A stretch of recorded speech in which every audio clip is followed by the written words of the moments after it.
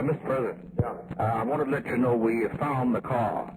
Yeah. Now, this is not known. Nobody knows this at all.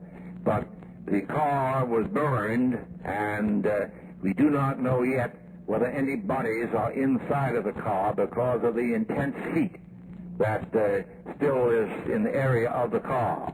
The license plates on the car are the same that was on the car that was in Philadelphia, Mississippi yesterday.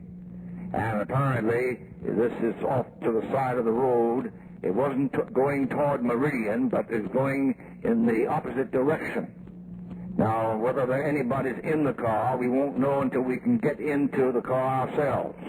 We've got agents, of course, on the ground, and as soon as we get definite word, I'll, of course, get word to you. But I did want you to know that apparently what's happened, these men have been killed. Although, as I say, we can't tell whether anybody's in there in view of the intense heat. Well, now, what would make you think they've been killed? Because of the fact that it is the same car that they were in Philadelphia, Mississippi. And the same license number is on the outside of the car. Now, as I say, the heat is so intense you can't tell on the inside that everything's been burned, whether there are any charred bodies or not. It is merely an assumption that probably they were burned in the car. On the other hand, they may have been taken out and killed on the outside.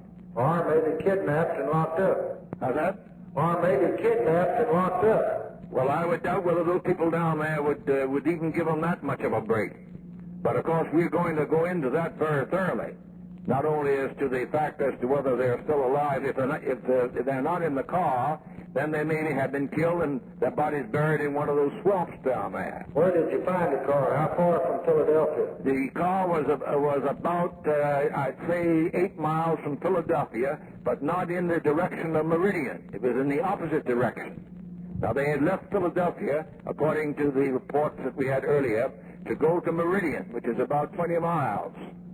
This, however, was on State Highway 21, and the car was off to the side of the highway, although it could be seen from the highway. And an Indian agent, there's an Indian reservation down in that area, although the car is not on the reservation. An Indian agent saw the car and immediately notified us, and we went there, and there we found this condition. How long has the car been burnt, you reckon? 6, 8 hours?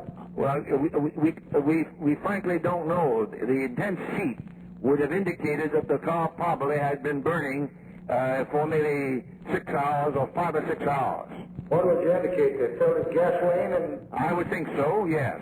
There wasn't any indication of any explosion like dynamite or anything of that kind. And, of course, dynamite wouldn't have caused the intense heat and fire that kerosene or gasoline would have. Well, looks like they'll fellow jump out of the car and burn it. Well, you would think they would unless they'd been bound and were locked in that car and then the car set afire. Well, why wouldn't an agent be able to look at the car and see if there's any bones in it? See whether there are any bodies in it? Any bones, yeah. Well, the reason for that is the car is so burned and charred with heat that you can't get close to it. Except that we did get the license number, which is on the outside of the car. You mean it's still burning? Well, the car is still burning, yes. You mean you think this happened in the last few minutes then? No, I don't think it's the last few minutes. I think it's happened within the last maybe 5 or 6 hours. You see, they didn't leave there until sometime yesterday, I think it was.